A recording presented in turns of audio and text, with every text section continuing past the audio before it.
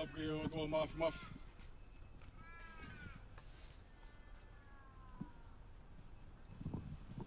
Afio yo tauno tonga I a koini. O tua ia. E tau hige ia ina semani. Tabat ki he whanau aho iki. Aloi moha matapule.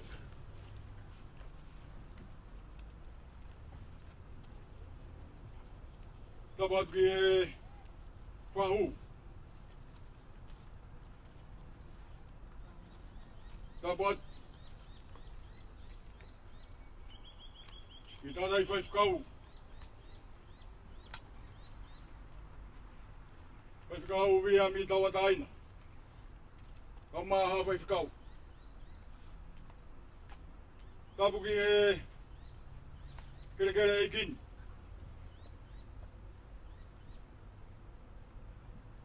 Tapuki kau pekia.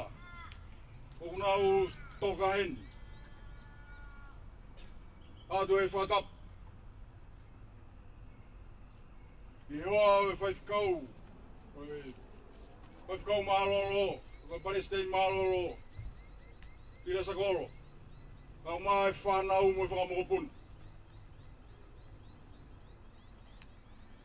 Tapat. Ia Syria. Kau maa. Ai whanatua whawhine. Ato e whatap.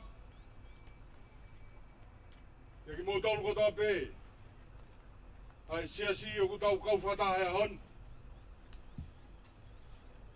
Ia manatu merie. Ia ene se vanit. Tapat ke o family. Wai e tari le rei ki mōtoru hea hon. Tau kau ngā kau whata. E tatala. O e Maka o ene se vanit. Ka kuone tok. O tau whawhetai ke o tua maf. Ene omi e whainga maani e a koen. Tau who'owen. E whakatahata mai e whamiribe mo e Nesiasi. E whai e whatongia koen. Kamare at. Nangari ko. Whai hato mui. O whakamare e anki mautolu. Ang e whainga maari e koen ni. E tātai ki whai whekau. Whai whekau riam tawataina. E kamata e tau lot. O whawhetai o hoa koen. Rewa whawa. O kore peke kamata e tau whiohi a ngā o e hoa koeni. A ki tau hiwa e himi koeni kono ni mangi au ono o furumani ma himi. Nima ono nima. Sisu nai polo i mo ou hoku lau maari e ni. Sio ke tahi hou e kumei ngoto heni. Puke sisu o fufu lo tonga e a wha. E au mau tauranga au. Wha ki o whatawhata. Sisu na e polo i mo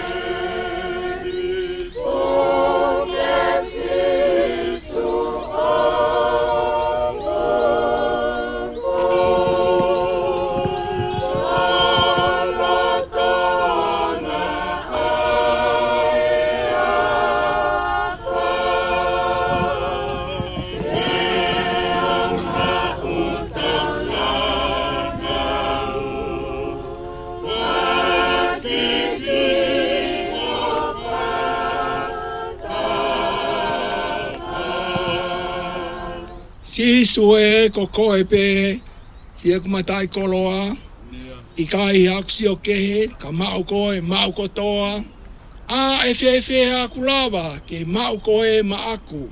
Whai to tonu ho hua wha, ka ko whonu huia pe au.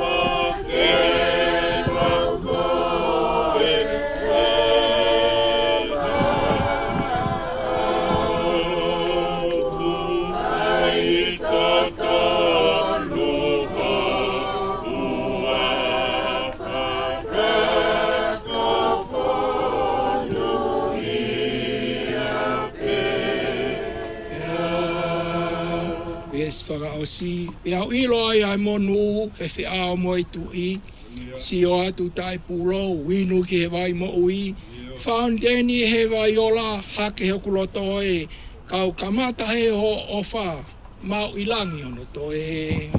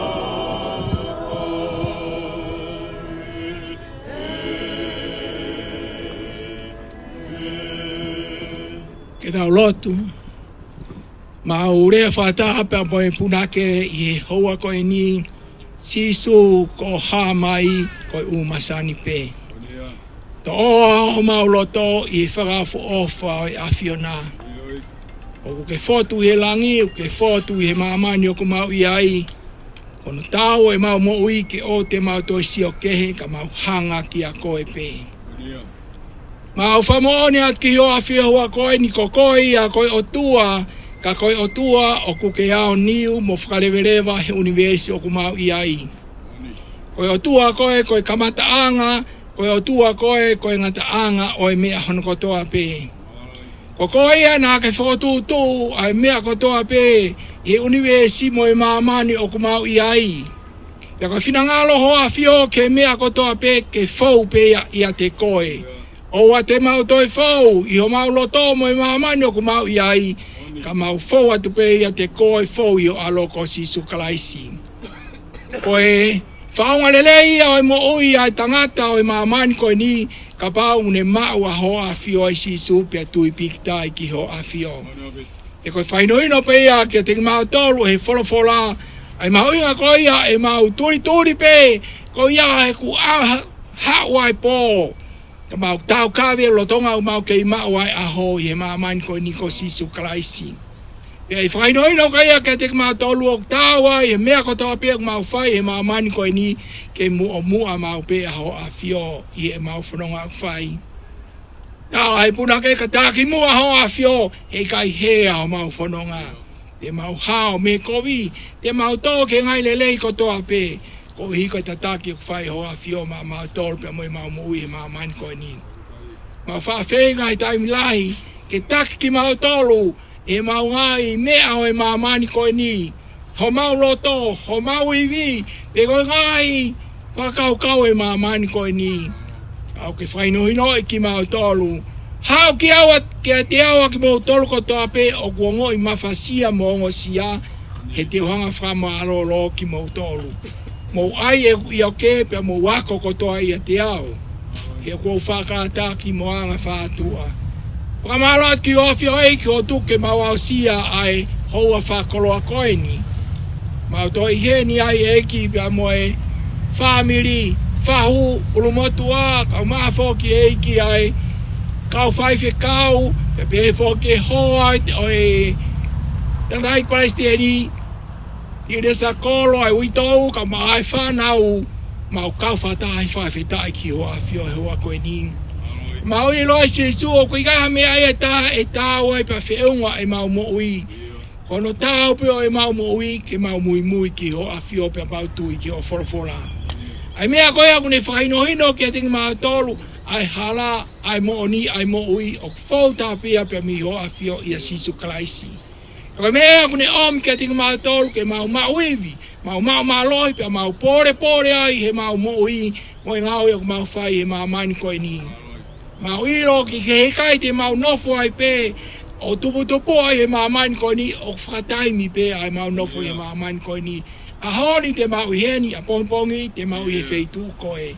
Kai whawhetai, koe whangamari ok mau ki iai, o whainohino pe ki mau tolo I hoa whio, mau tui piki tai ki hoa whio, koe alo o tua, koe whamo ui au mamani.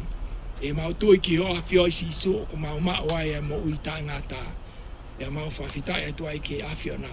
Whamalo tai koe te wak, koe whatongia mo ngau e mau hanga ki ai a koe ni, ke te kōni mea hawhio e ka te mau tolu, kai a whorofora, kai a ngai whatongia, ai whanau moi whamiripa, pe whoki ki e tatala maka e a koe ni eiki, e tā ki e kina I pe alau maari ho hawhio e te mau tolu, ka mau whai a mea kotoa pe eiki, ke hoi fua mai a ho hawhio ke ngai ngā ue o ku mau whai, ke o ai pe langi moi kolori a moi whawhetai, e mau puri kotoa pe ki moi, kai langi a pe a ho hawhio.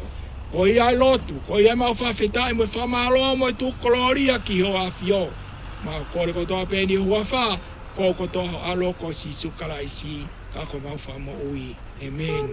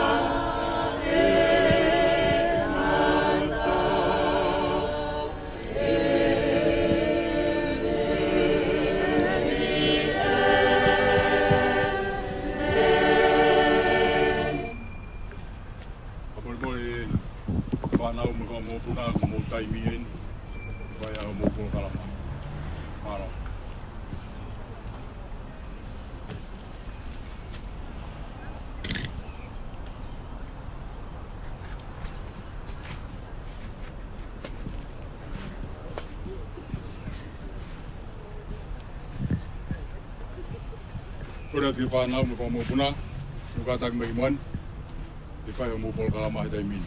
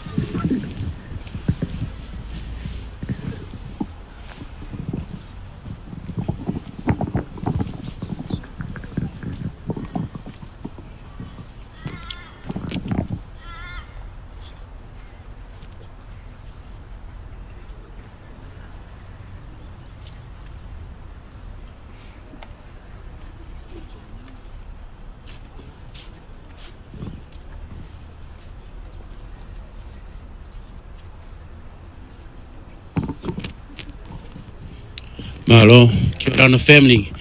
Our family here gathered today. We're gonna do our first song. It's called How Great Thou Art. First,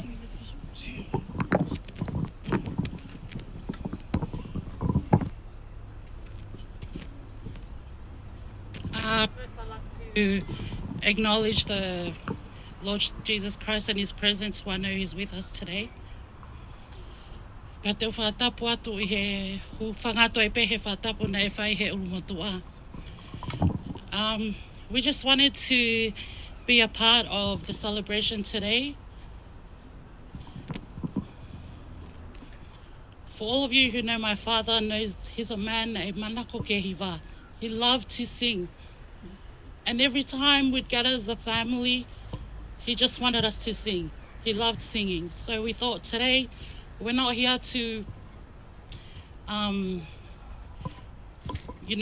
talahane lava mea or anything. We're just here to praise God and give Him the glory for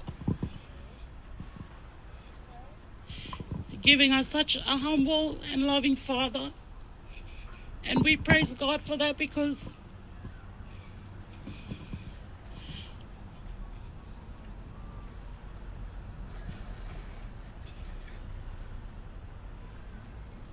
God knew that the kind of person that we needed to lead our family, and my father was the best of the best. And today we just wanted to celebrate with singing and giving praise to God, like I said, just for giving us, the father that we had, the best role model that we had in our lives. And even though, he left us, the most important thing was bringing us to know Jesus Christ. And that to Him was the most important thing for us as a family to do. But the seed that He planted in us is still alive and still growing. And that's why we're here today, just to celebrate and give God the glory. Koia be malo.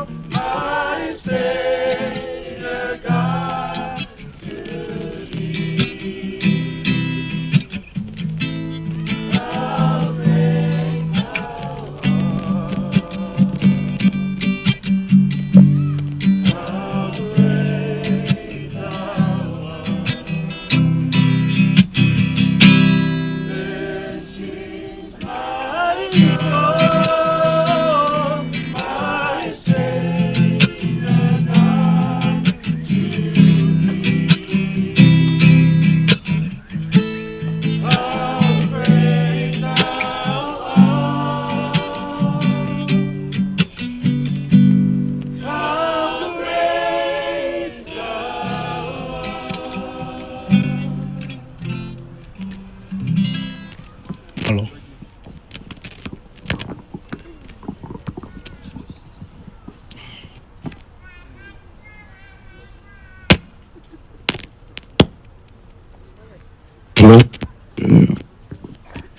Before I start my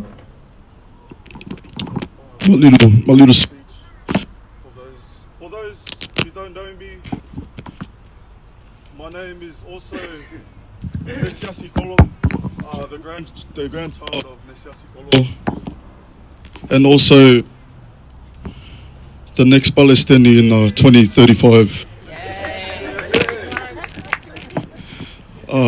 what a man. We all know too well. And when growing up, I would see Pa with a book in his hand every day.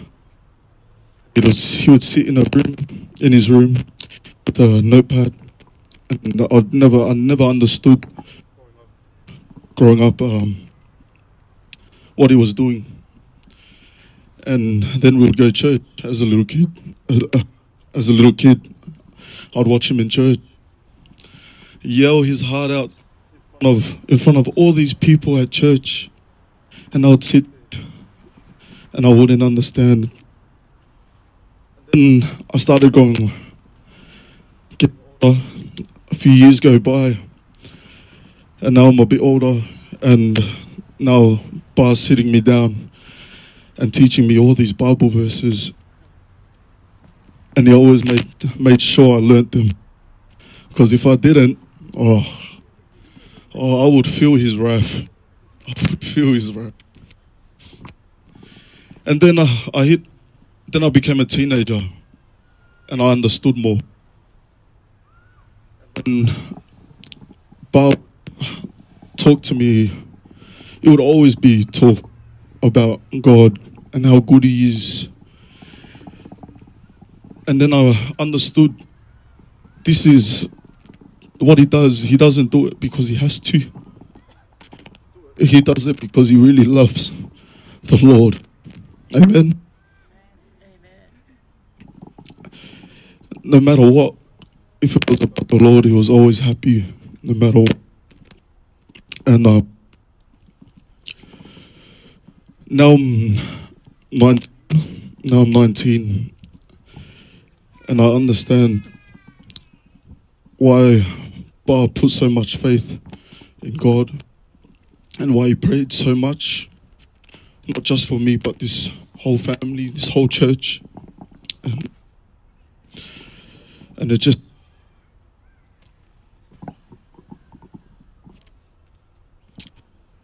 I miss him. He was my guidance through everything, through school, through life, growing up as a man, no matter what, to always follow God. And us as a family, we just wanted to recite all the Bible verses that he taught us.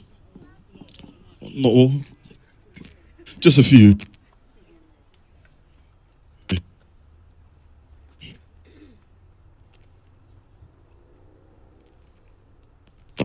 Tolu, Veswaki, Keono.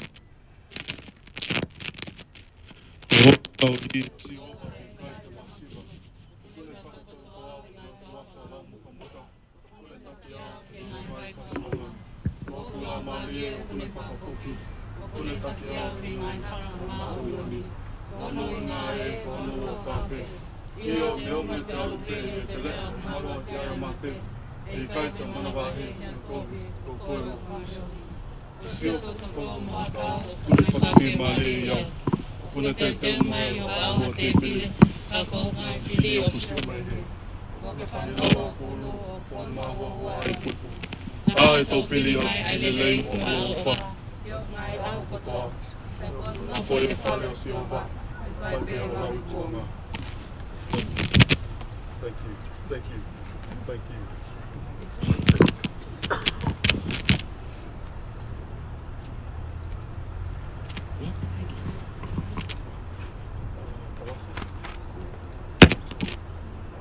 The last song we'll be singing is Thank You, Lord, for your blessings on me.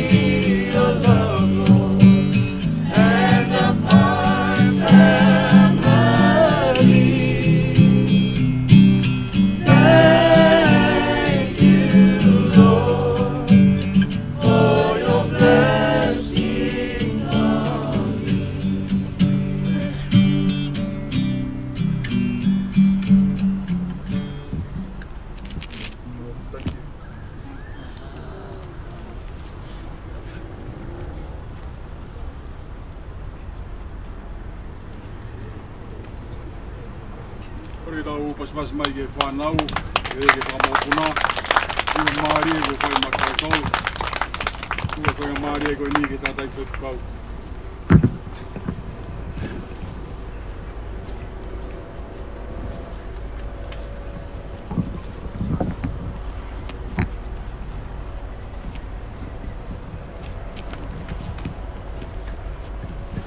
Ko kore pe mua ke u tō pēa wangi vēsi pēa mihi whorofola ko i o kamana ke whaia ki a whio i o ea koe ni whakahoko a ki a tau tōru hoa koe ni e porfolo pe ko ni e ipseria Paula ke kakai te sauna i ka pe kono fa e wa he kono fu maono mo ta fitu e vesi ai au pe ono fa rea ko hui e haere me langia e ki e ia e hai a waka o aiangi a angelo pure mo hifi ai talupite ai o tua e koe peki ai a karaisi e tomu atu u hiria o ki taua ko tatolonga o a osia e punakaki taua whata mo ki nau tolu ki ngai ao hi e ata ke whawhitau raki ki e ki pia hiria te ta ihe e ki ma uai pe mo e i vespe koe ni i a luke wahe i wa pako vesi wa tolu mo e vesi hono ua wha o pehe ai forfora pene rea ki a te kina tolu ko toa pe ka hai a taha ku fie mui mui mai ki a te au kene hange hama te aki e kene fua hono Kolo si e a ko toa pe e kene hoko ko hokulahi e ko ia ia tene whai ke kalofaki ene mo ui ko ne tuku ia ke more ka ko ia ne tuku ene mo ui ke more ko hiko au ko eni ia o whakahao fi o kore pe mua ke utoi whai pia whatapu ki o tua mafi ai au ku ne e te tau tolu e hoa ko eni no la mari e fio e tau whai whatapu ki e whanau mo i whamapuna au eiki tapu ki e whahu tapu ki e ulmotua tapu at whoki e uitou i lesa pe mo e whanau tapu ki ngai whamiri mo e kaunga ofa kotoa pe o tau i heni i e hoa koe ni wa tapu whoki ko hia ko ki mo tolu kotoa pe ko mo mea mai o tau kaunga whio i a koe ni ai ata mo ko ai whai maari e koe ni ke whai pe a ki tokori o no pepe mi wholofola o e a koe ni e a honi uraki le son koe nai tau whanong ki ai a urak te son nai ka wahe whaapa vesta hao no mo vesta hao na taha fitu o Fakamanatu ai e apostolo ko Paula ke kakai ke oa te nau mu noa ko ia ko kakai ko ia ko mohe uinga ke kakai ko na ospekia o te nau mu noa kai e nau ilo e ai aho e haere mai ai ai eki ko sisukalaisi ke mamani ko ni ke maua ene kakai ya ko ia ko ia o talamai ai ko kina tolu ko ia na e pekia tui ki sisukalaisi ko kina tolu ia e tomu a toi tu hiria ko kitawa ko o tatolonga o au sia a ko ia e ta kau mo kitawa he puna kaki a ho ia ai puna kaki pea e tau alu ko toa pe ki ata ki he ao o tari o kia ia e ko sisukalaisi o tau fe ao pe mo ia i taimi ko toa pe o i tau mo i ko hiko kakai tau tolu na tau tui ki a sisukalaisi e tau tari ai e ko sisukalaisi o pau ia i tau mo i ko ia o tau whaka mo i ko sisukalaisi o kui ai pe kakai o munau tai to kanga o kai ke nau tui nau tolu ia ta koe Fakamanatu kone he apostolo ke te nau tolu ma inga pe ke nau tui koe kakai ko ia na i pe kia ia sisukalaisi te nau toitu koe toitu uruaki o swai ia sisukalaisi ma tau tolu nane i mamani koe ni ya nane ai kakano tapu pe mo ia hange ko koe mo au ya nai ngā ko ia he mamani koe ni ya na nau tamate ia tapu mo ia o ne pe kia ene ia funga Kolo si kare vare ko hinga ne pe kia ko ia ko angahala au pe mo au ko angahala ne matunga e pe kia sisukalaisi ai hoko ma sisukalaisi ke ta mo ui ki taua pe kia ia sisukalaisi ko ia o ne fai ko ni ai tokoni ki te ko pe mo au Angai mamani a koe ni kai ke nau roto nau tolu ia ke mo uia e tangata. Ko Jesus Christ na ne finangalo ke mo uia e tangata. E ene peki ia na e aho pe ia tolu. Hange koe a ko mo mea i. Ospia a tolu pe toi tu a Jesus Christ ia. O haere hake ki langi a fio ia e to mata o to mafi. Ka ko ki taua a tangata mo hafe fine. Ho ta taimi ko ia he maamani ko ni e a hoia te tapeki ai. Ya ko tapeki ko ia o tari ke aho oi toi tu u. Ai aho ko ia e haere mai ai e ki me langi. Ke ui ai ne kakai ke ave. Ko i he na lau tui ki a Sisu Kalaisi. Ko kau monu ia e ko kakai ko nai tui ki a Sisu Kalaisi. Te nau toi tu. Whawhi e fia ia. Te nau toi tu ki nau tolu ia. E au ko ia. Minau tolu ko ia, kau tai monu ia. Kau tai no pe kai fofora. Te nau toi tu pe. Kai avi ke nau tolu ia ke whakamau pe. Ko hina kai ke nau tui nau tolu ia. Ke pe kia moi toi tu ko ia Sisu Kalaisi. Whawhetai ko koe na pe moau. A koe ni. O ta tui. Ke pe kia moi toi tu na i whai Sisu Kalaisi. E ta tui ki ai. Niawa ko ta pekia, ia te ta pekia ai, ka te ta toi tuupe, ko ia ko ta whamu oni ko ia, ko e mo oni.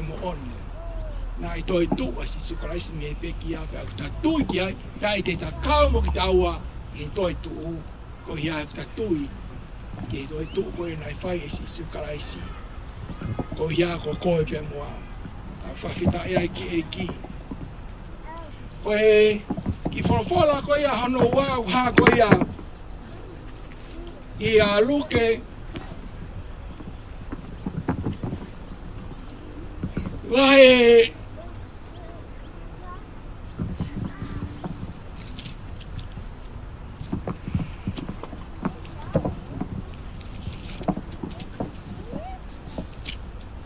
ia luke wahe hiwa po ke vesi wa tolu ko ia mo i wafa. Ko ta no whanga tonu pe ia ki te koe pe Ouau. Ane naina tau ta no ki kakai ko ia ko pekia ia Kalaisi. Ko ta no ko ni ia ta no pe ia ki te koe pe Ouau. O ta mai ai e Sisu he ni ia luke va hiwa e vesi wa tolu pe mo vesi wa fa. Pe ne lea ki te na tolu kai ata fie mui mai ki te au ke ne hange hamate aki. Pea ke ne fua hono kolosi e akotoa pe. Pea ke ne hoko ia kopulahi. E ko ia te ne whai ke kalofaki ne mo ui. E more ia, ko ne tukia ke more. Ka ko ia ko ne tuku ne mo ui ke more ko hiko au. E whakahao fi e. Kau whawhitai. Kau tolu ia, kau ke mai whainga maari o e mo ui, kau ngā karistiane. Kau tolu no tāpia tau heni e hua koe ni. Ko whi mai Sisu ke tau mui ke te ia. Ni onga whainga taa o e whanonganga o maamani koe ni ka e tau mui koe ke te ia pau. Ai ta mo ui e tau a te tama o e mo ui ta ngata. Ko hiko ta mui koe ke Sisu. Ko tō tāka uni hanga kalofaki whakahafi ona e mo ui. Ke o e mui a ke Sisu e more. Pe ai auha, pe ai osi. E kai pao ha me ai. Ka ko tō tāka koe uni mui mo tui pik tai ke Sisu Kalaisi. Ouau, e ngatama ne mo i he maamani koe ni, e whakahauwhi, e mao i e mo i ta ngata. Kau ngā karistiane koe ui pe ia, koe a koe ni ki a te koe pe Ouau, kai mao inga koe ia ke ta mui ki a Sisu. Mui e taimi ko toa pe, tui ke ne wholofola, pau ia e ta mo ui ko Sisu Kalaisi, koe hala pe ia, koe moni pe ia, pe koe mo ui pe ia, ke ta mui ki ai, i ta mui ki ai, tonu rewa, ai alunga o i ta mo ui mo whanonga o ta whai e o ta mui ke mea ta tonu ko ia o ta tonu ki ta mui ki ai ko Sisu Kalaisi o i mo ui anga ia o i maamani ko e ki awange i kine whai tāpo kina mai tau tolu i he hoa koe ni mo i a koe ni a whita i tau hieni a koe ni i whaosia ki pe a ku tokoni a koe ni ko ia koe semanit ko ia o ngā tuongai e tau hieni e a koe ni ai ngai Palestine malolo e Nesiasi Kolo tau whamanatu e hako ni e lawa e tau e taha o ene peki a. Wai ko tau uhingan ka toi tapaaki, ka ko ukore pe mua ke hufanga pi e whatapu. Tō taha koe ni, nā ku kaunga ngā ue mo ia, ni hoko, koe tō taha ke wako ngā ue pia mea i ngawe e iki. Iki kolo koe ia ko Robin Mary, mo mea i pe i vira tōria. Nā kamata ngā ue pia mea i ngawe ai siasi, no iau ke hoko i ti kone ai siasi. E lai whātou a hiang e pe ai whaifkau, ki e te au ma whiohi ai. I kai ke ngata pe whiohi se re ni, ka le tōtou lawa e ki uta whai ai whiohi. I ako ngā ue i ai. Ko mea whawhia whia e ka inga, e te ako ngā ue ka kai ko ia ngau pau ia i e ki. Nea koe mea tō tonu ki e te koe pia moau, i ai au peheni. E ke hoko ai pia hoko ai, koe matiaki i tau a sisu kalaisi. E ne pehe, ta whia ko ia, koe uitangata e ki ki haka kai, ke nā wako i haka kai, ke nā hoko, koe ka mui ke nā tolu ki a sisu kalaisi. E nā whanonga au whai e mamai poni. E ai ora ka pauti ke mui ki a sisu kalaisi. Ko i ko mao ne whorofora, mao ne mo ui. E tonu lewa mātunga au ke ai, e mao ai ai whia. Ka koe mo ui au taingata whoi o nā loko sisu kalaisi. Amen. Koe more ki he whahu, e mea mai ke tatala, ai Maka, ai tātai ki Palestini, whaiwhekau Nesiasi Kolo. Ke kātaki whamore whahu, e ke lau mai ai ngahi tohi o he Maka. Kātaki o mea mai ki tatala e Maka, whaiwhekau Nesiasi Kolo.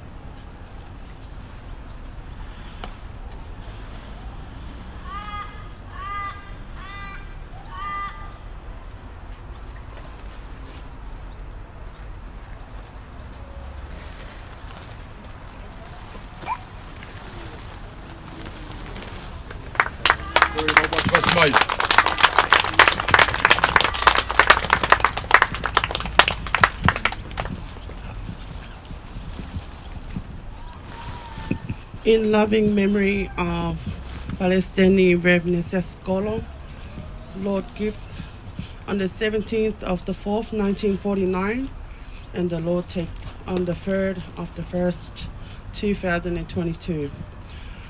Kana na wikuna ia koe mea i he tātaa o lami, mo e lea o whakamooni na anau whai. Pēna e kai te nau mamai ki he e nau mo ui, o au ki e nau mate, e whakahā tahaua ves tātaha. Koe ku ngahi ngā ue tū ki mua, ke lau ai mahalo he otua, ke tala ene ngahi ofa, ke te au he tau kotoa. Eiki te uhiwa pēho ofa, he aho mo pō kotoa. O whai ho whakahiki i taimi mo i tāniti. Himi ono ngā maono ves taha mo ono. Koe kolosi, koe polipole anga o iku mo ui. Ko tutuki au ki he kolosi mo kalaisi.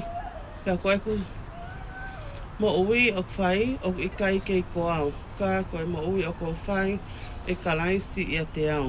Ia koe mo ui o ko whai eni i he kakano, koe mo ui i he tui. Koe tui ki he alo o tua. Aia na ane o whei na au. Mo ne whaki ia e ia ke pekia ko uhi ko au, ka re tia wahe ua vesiwa noa.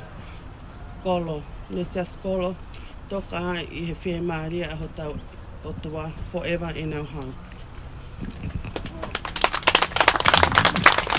Kamalo ki whahu he wawa e tatala. Oi Maka o e whaifkau Nesiasi Kolo, lau hoka lewa ki he himi whakaosi.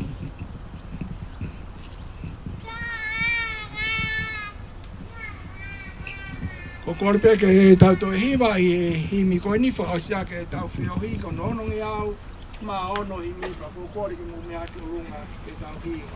Ono noa ono. Koe ku ngā ue tuki mua ke lau ai maalo he o tua. Ke tāla ni ngai o wha kia ti au he tau kotoa.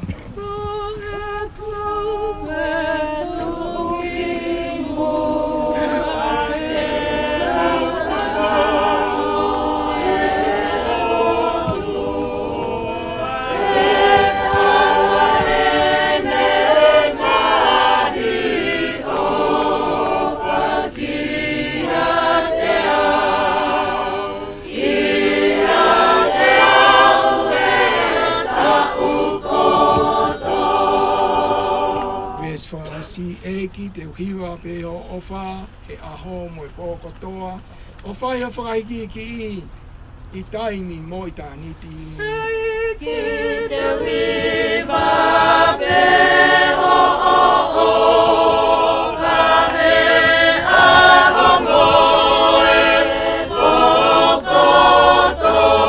pōkotoa o whai o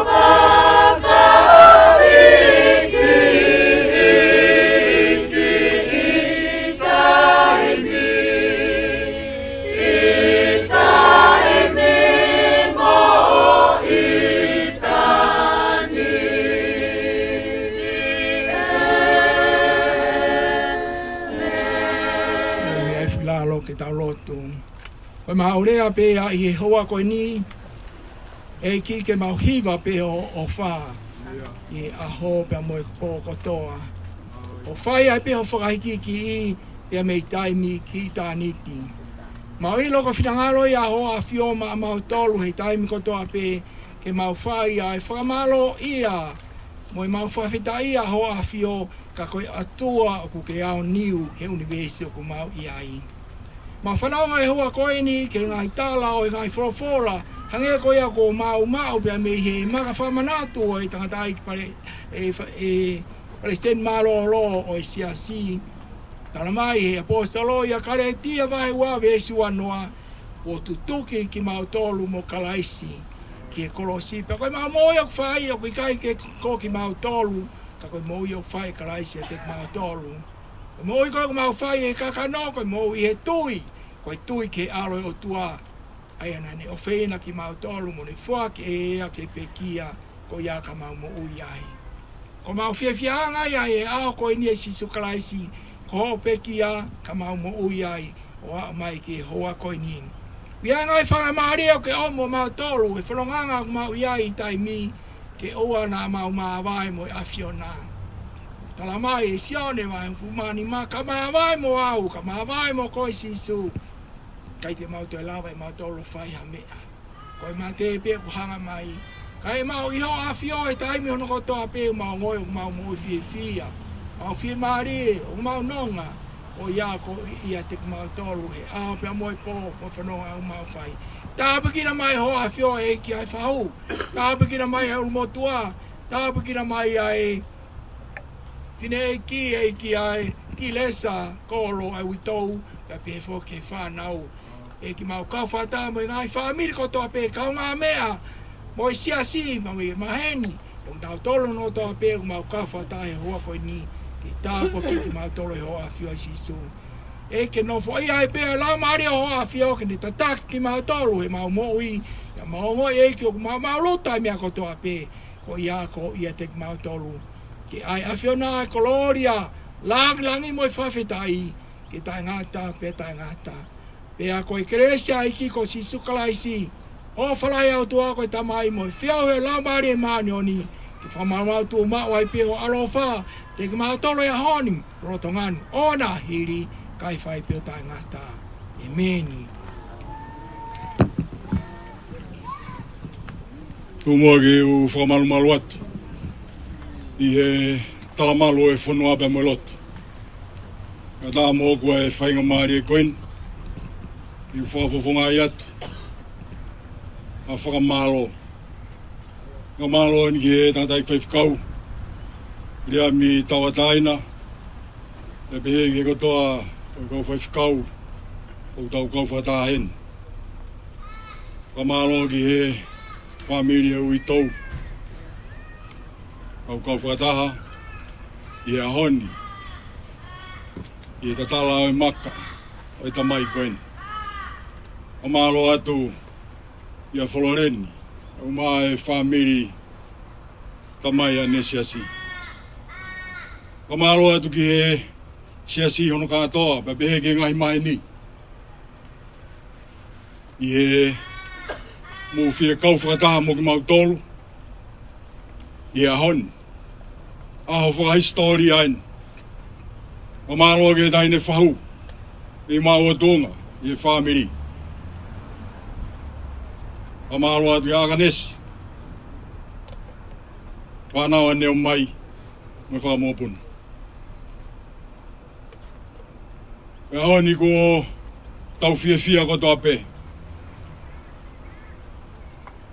Ko hui, ko ngāwe nai whai e tamai koen. Nāne ngāwe, o si kia verenga. I he siasi pe mo e whanua. E utau tui, ko e tāpua ki la. Nai omi he otua, o whaina sia ki ai whamiri koen. Ka kone Fakamanatu ke te ki tau tolu he a honi.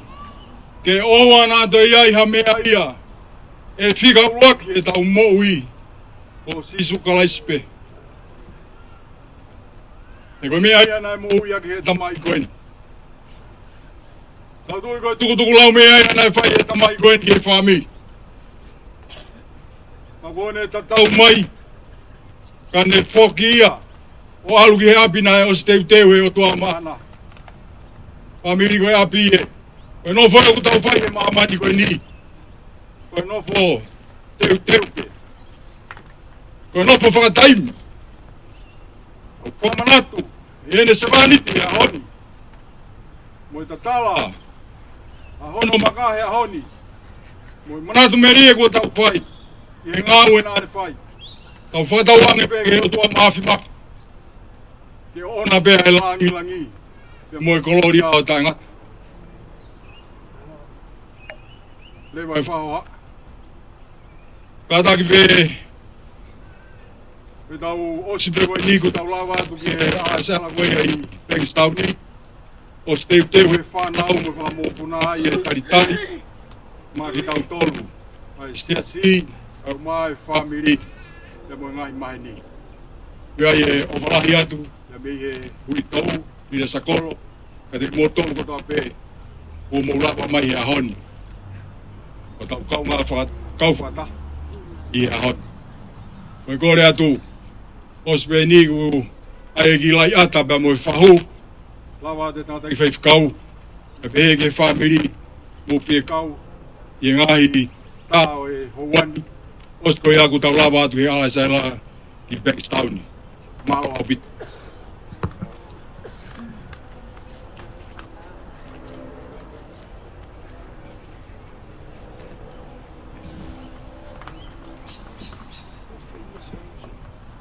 Kore te he kau whaifkau, nau kātaki mai, ses moni, nau kātaki mai kau whaifkau, ki a haki lai ata, te toki te pehe ki e hui tau. Ke te hoko mai ngā, tau tui o ku, tau heni tau fie kau whataha pe, e tāo e hon. Tau wawawawe pe, tūri e taha ua ki aasela koe a Headstone.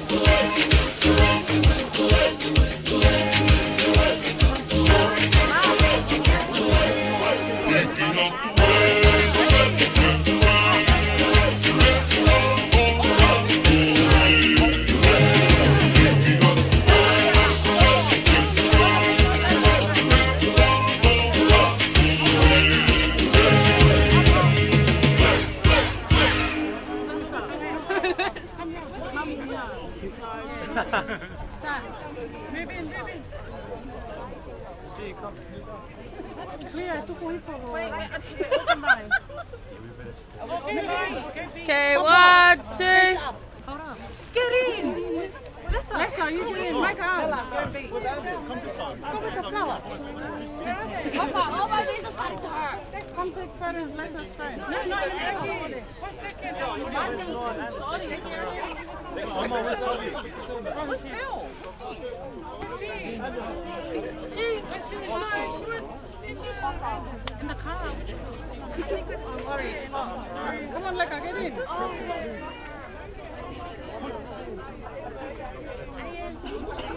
0.5. Look this way. 1, 2, smile.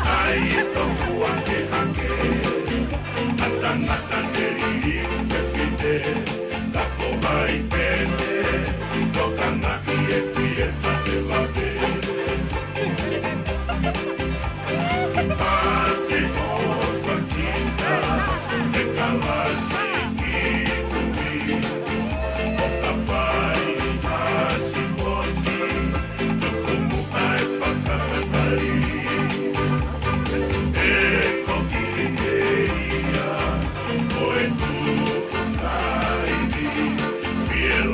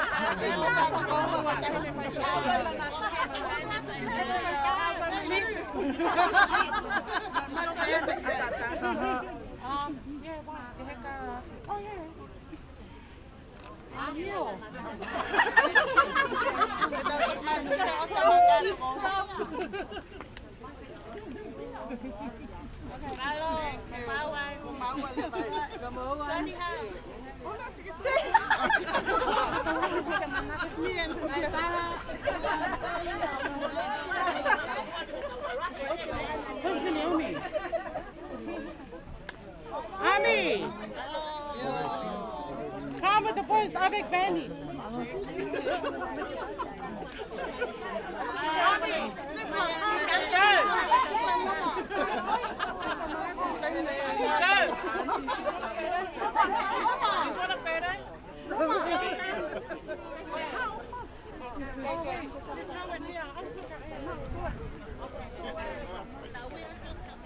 Okay, sorry, man.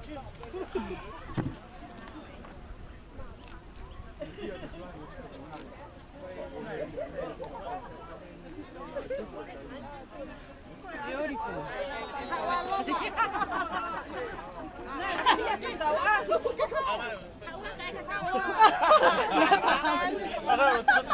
I didn't tell anyone.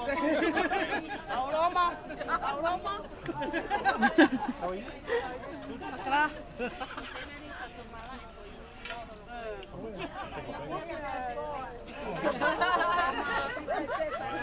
Beautiful.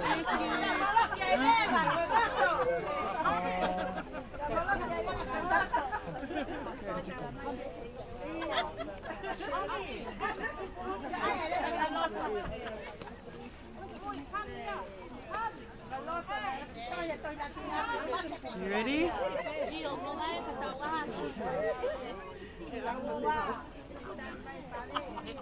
Hang on.